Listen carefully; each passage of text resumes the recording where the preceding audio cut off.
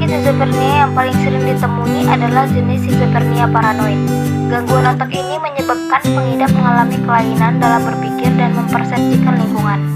Schizophrenia biasanya muncul pada masa remaja akhir hingga dewasa.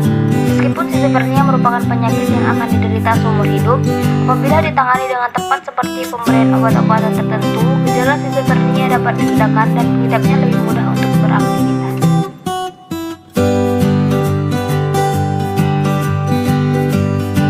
Selanjutnya ada gejala schizophrenia paranoid. Ini adalah beberapa gejala yang lazim terjadi, antara lain yang pertama ada berhalusinasi, merupakan gejala paling umum yang menyerang penderita schizophrenia paranoid. Halusinasi tersebut meliputi hal-hal seperti mendengar, mencium, melihat, atau merasakan sesuatu yang tidak nyata. Suara-suara yang muncul biasanya membuat si penderita merasa tidak nyaman dan membuatnya merasa tertekan.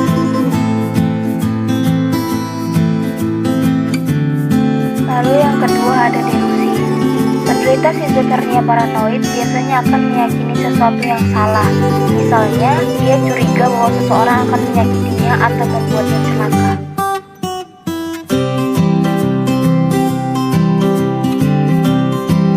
Yang ketiga, berbicara tidak jelas, pikiran tidak stabil.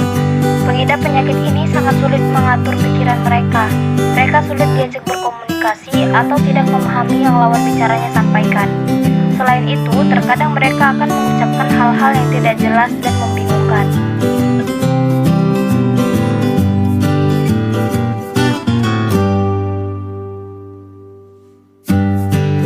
Yang keempat, tidak mampu berkonsentrasi. Jangankan diajak berbicara, pasien pengidap schizophrenia paranoid bahkan sulit untuk diminta berkonsentrasi pada suatu hal.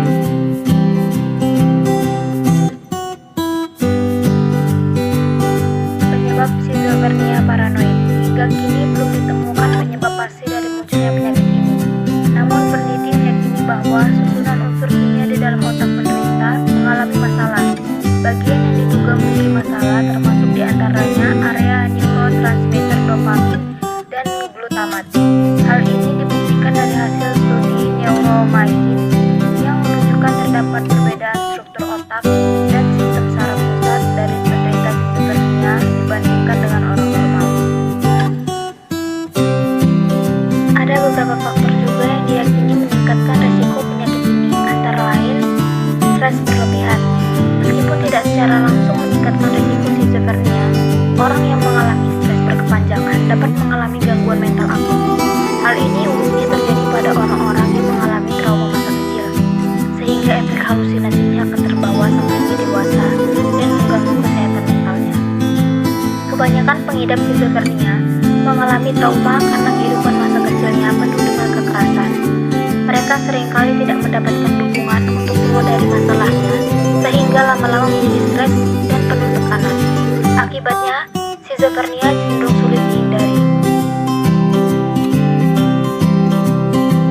Yang kedua, sering mengkonsumsi obat psikoaktif.